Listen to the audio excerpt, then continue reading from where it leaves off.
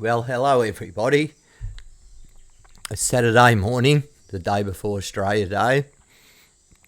We had Elbow at the press club yesterday. That was a bloody joke. One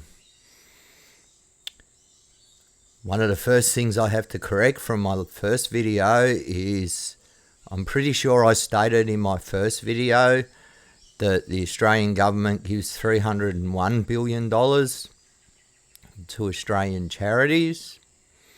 That's totally incorrect, and I gave the wrong number because I have broken switches in my brain. I have broken switches in my brain for many reasons. Trauma as a child, not having enough nutrients as a child due to poverty. So in my brain, I said $103 billion, but out loud it came out $301 billion. Always double check my figures because stuff like that happens, but it's very important that I correct figures when I get them wrong. So I'm doing that now. Today I want to talk about Labor Party and their promises, and after I'm finished talking about all of that, I'm going to end up with heaps of comments telling me I'm a Liberal Party shrill. That is totally not correct. To understand my view on the Labor Party, you have to understand my childhood and my upbringing and where I come from. We came to Australia. Sorry, my dog just wants to play. We came to Australia in 1970. I was 4 months old, and within 12 months, my father just decided this is too much stress. I'm out of here, and he left. Gough Whitlam was in power then, and Gough Whitlam allowed my single mother, who had 4 young children, one child was 16, and the rest of us were all under 7 years of age, I think. My oldest brother, because I only lived in a house with 3 brothers, I consider my oldest brother to be 4 years older than me. So he would have... Mum had 3 children under 5. In 1971, her partner that had moved to Australia with her and the whole family just left. But given all that adversity, Gough Whitlam made it possible for my mother to move into a housing commission, and instead of calling the money that she gave the housing commission every fortnight rent, that was called house repayments. And by the time my mum was about 65, she owned that house. My mother never had to work. We never had any money. We were poor, and a single mother in the 70s is basically prey.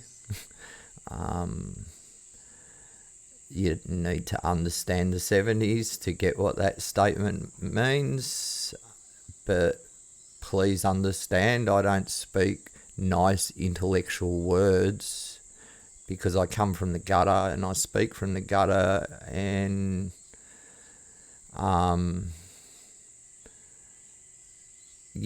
certainly didn't used to be against the Labor Party. They put the meals on my table when I was a child. They made it possible for my mother to buy the house that she lived in right up until the time she moved into aged care. And I was a one-eyed Labor supporter up until 10 years ago, when I realised that Labor have just become the Liberal Party, and the only reason I can come up with that is that it doesn't matter what political party you're in order to get to a political party, there's a system you have to go through, and that system consists of going to university, being involved in university politics. If you do well in university politics, if you're a Labor type person, you might get a job at at a union, meaning the people in the upper echelons of the union don't come from the factory floor, they come from the privileged. Because to play party politics when you're at uni, you got to be pretty privileged. The kids that come from poverty to the uni have head down, arse up. They realise that it's their only chance out of the gutter, and they damn well grab it as hard as they can. They're not running around playing party politics. The same with the Liberal Party. Now, all these people go to the same economics courses. They go to the same philosophy courses. They go to they have all the same teachers, and they learn all the same things. Meaning, when they get to politics, they believe the same base things. That's how we have a system at the moment where over 90% of all laws enacted by Parliament are passed jointly by both Labor and the Liberal Party. Meaning, on 90% of all things, the Labor and the Liberal Party are in full agreement. They're in full agreement on the nuclear submarines. They're in full agreement on opening up coal mines. They're in full agreement on punishing poor people. They're in full agreement on the philosophy that if you allow a single mother to be a mother to her children without intervention from the government, then that single mother will just kick back, use the money for drugs, and be a lazy cow. And in that philosophy that privileged people learn in university, they're condemning the children of that single mother to another generation of poverty. And both parties completely believe that. Now we come up to an election where basically we have the Liberal Party and the Labor Party jointly fighting for 33.3% of the vote. That's their hope, right? Is that their hope is that they get enough of the vote so that with help from another party, they can take power. Which is a pretty poor concept. So we have this strange position where we have Albo saying that if we win election, we're not going to join a coalition with anybody. Well, how's that going to happen? Because both of the major parties have gotten to the point where less than 0.5% of the country believe what they say. Today I want to talk about Labor Party and their promises and everything they're telling us that we're going to get in this election. What we have to vote for Labor because they're going to give everybody childcare. Except they're not running it through an education system.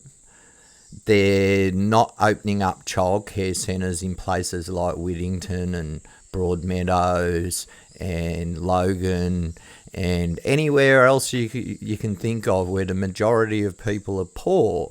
And one of those reasons is both parties fundamentally believe that it's not government's job to do a whole heap of things, and those things need to be done by capitalism. Well, capitalists aren't going to come into Whittington. Capitalists aren't going to come into North Lane and open up a private early childcare learning centre for our children, because along with the poverty that everybody in those places have, that comes with a whole heap of dysfunction and a whole heap of trauma. And if you're trying to make a profit, educating children, the extra time you have to spend with children who live in poverty in order to give them that education isn't profitable. You need to pay people more money because you need a much better educated class of educator in order to educate people living in such trauma. Even if there's not trauma in their house, there's trauma in the neighbourhood. Those children see that trauma, they carry that through, and that trauma adds to the next generation of poverty. Where does that trauma originate? That trauma originates in the fact that a single mother's living $400 below the Henderson poverty line a fortnight. It's that simple. I myself, I'm very lucky. I live $250 below the Henderson poverty line, but I have secure housing and I live next to a rainforest. So I get to play. I get to play. I'm playing with my dog while I'm talking to you. I get to go to walks in the rainforest every morning, and that keeps me mentally sound. I'm a complete hermit, but I have a dog, and without my dog, I wouldn't go for those walks in the forest. I mainly go for those walks in the forest because of my dog. These things make me richer than sorry, I sometimes stutter. These things make me richer than people like Twiggy Forrest. They keep me mentally sound, and this is why I've become convinced that Australia needs a UBI. It's also why I'm convinced that our social security is one step off a UBI. If you take away the mutual obligations, you have a UBI. If you lift social security up to the Henderson poverty line without mutual obligations, that's a UBI. It's a UBI in the sense that if you fall below a certain level of income, then the government will bring you up to that level of income. Now, it's just a matter of where you set that level of income. Do you set that level of income for somebody like me on disability support pension, roughly $250 a fortnight below the Henderson poverty line? If you're on unemployment benefits, it's more like $400 to $500 below the Henderson poverty line. If you're a single mother, it's $400 below the Henderson poverty line.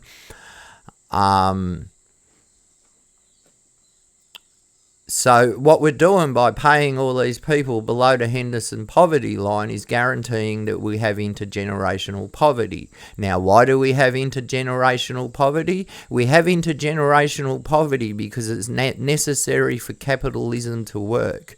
What's one of the big things that Labor's really happy about at the moment? They're happy that the unemployment level's slowly going up. So that's stopping the pressure on wages, which is stopping inflation. How sick of a society are we?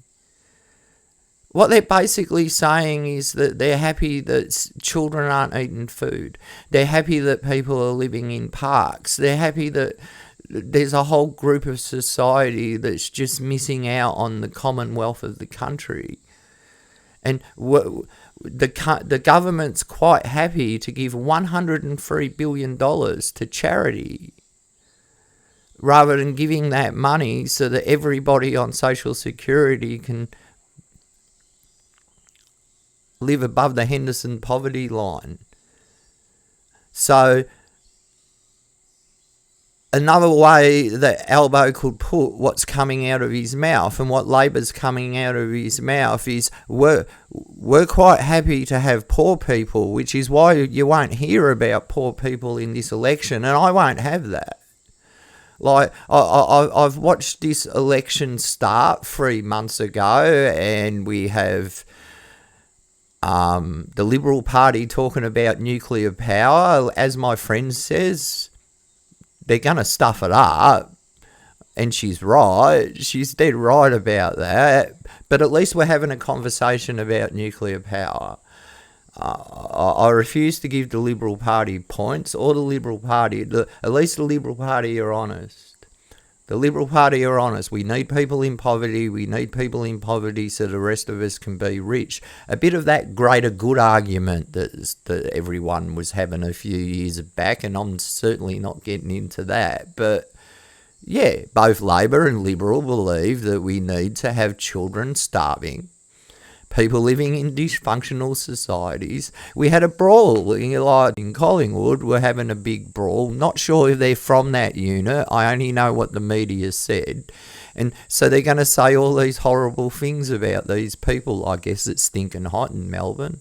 It's summer. And, well, that's the sort of shit that poverty does. Now, if you think that if everybody in those towers sweating up in air-conditioned hot boxes in the middle of Melbourne, which cause, like, things aren't called tinder boxes for nothing. If all those people are living above the Henderson poverty line, they, number one, all have air conditioners. Number two, not be poor. So, like, they'd have things to do. A whole heap of young teenagers having a big punch up when nobody's got any money. That's sort of like entertainment. But you privileged people don't understand how life works when you live in that sort of weird, strange society. If you go to a place called Newcombe High, there's buildings there. If you lean against the wall, the best of bricks will fall out. That's what a state school looks like for poor people. There's another primary school just up the road called Newcombe Primary School. Same issue, hey. The school's fallen apart because it was built brand new in Gough Whitlam's day. Gough Whitlam paid for it. Labor's wonderful. Labor actually had these plans back in the 1970s to lift people out of poverty. But so did the Liberal Party, right?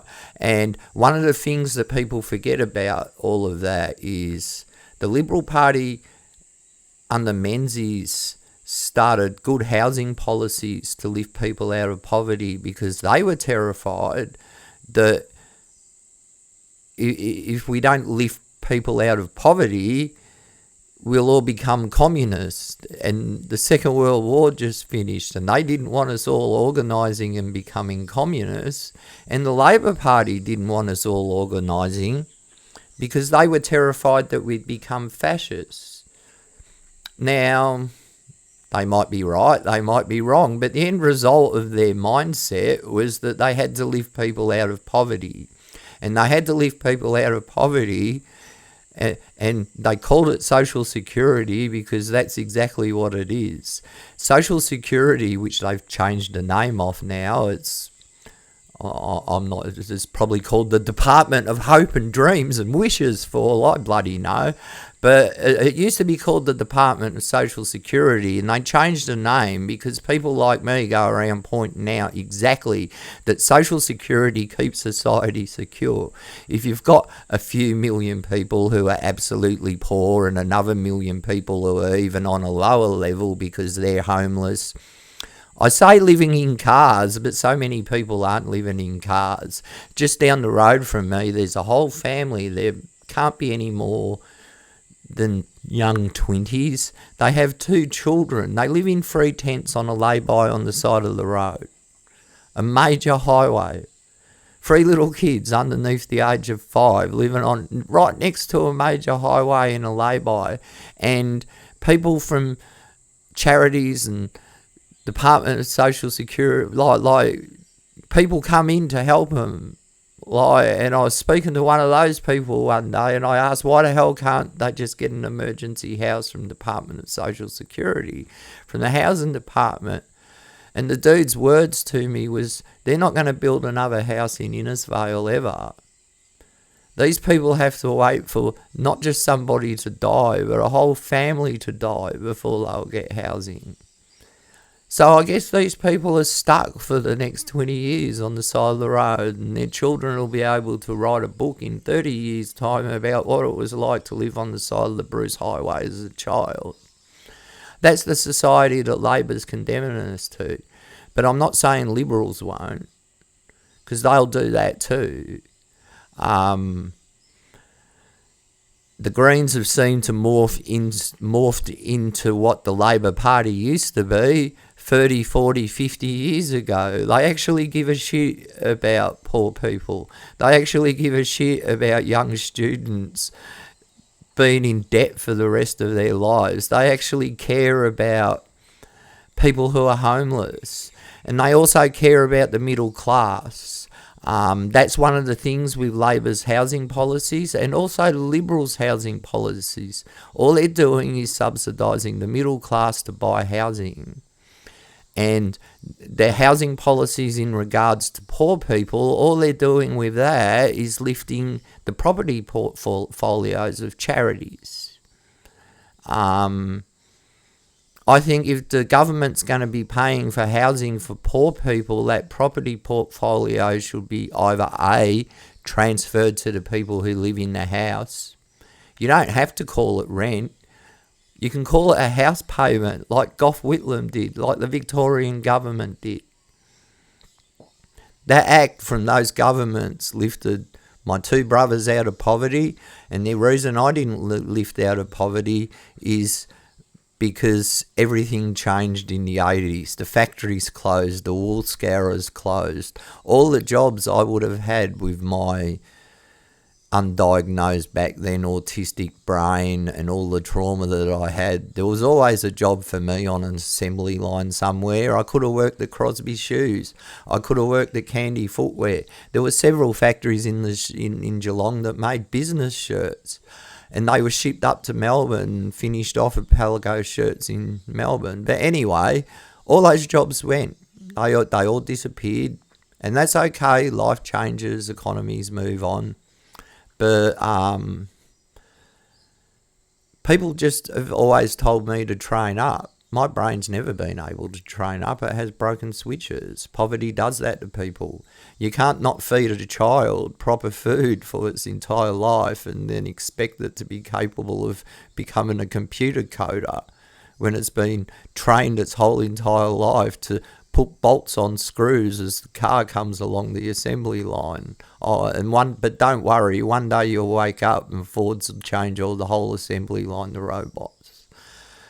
I'm going off on a tangent here. I should stop. I'm meant to be talking about Albo and his policies. Everything Labor's offering us now are the same things they offered us before the last election. My question is, what morals is there in the Labor Party where they've done none of this stuff? All of this stuff they're offering us, they've been keeping in their back pocket because they knew if they didn't have, like they needed something. We're getting blackmailed. As an electorate, we're getting blackmailed by the Labor Party. We're getting told if you don't vote for us, you're not going to get better childcare. If you don't vote for us, you're not going to get $10,000 bonus over a course of a 4-year apprenticeship for apprentices. Here's the thing, don't give the fucking apprentices bonuses. Here's a good thing with the apprentices, how about you give them a living wage? How about you pay them enough so they can pay their rent and like feed their kids? Because as somebody explained, nobody starts an apprenticeship at 16 anymore. There's a thing, nobody starts an apprenticeship at 16. You do understand that was one of our paths out of poverty. And once you've worked out the plumbers and electricians and roofers and plasterers make good money, you took that bullshit away from it. You took one of our only paths out of poverty away from us, and you made it so that only people who can stick out school till they finished their HSC. So by that time you're 18, 19. In my world at 18, 19, you're an adult, right? No one in poverty thinks their 18-year-old child's still a child. But Social Security does, right? So you end up with all these 18-year-olds living with mum and dad in their housing commission houses, and Social Security just thinks mum and dad's paying all their bills. And they price that into the payments for the 18-year-olds. And it's evil. Like, The moment the government started using consultancy firms to decide how much money people in poverty needed to survive, and the consultancy firms went, well, we can just give all the money to charities and we don't need to give any money to these people. That's what the welfare card rubbish was about. I can't believe that lasted 5 years. But that's what that was all about. It was all about giving us a card, and everything else we'd have to go to St. Vincent de Paul's for. Everything else we'd have to go to Salvation Army for. People in poverty don't exactly have very high opinions of all these charities. All you middle class people think, oh, these people are wonderful. We must love St. Vincent de Paul. No, we don't. We know that they're stealing the money that we could be using to lift ourselves out of poverty.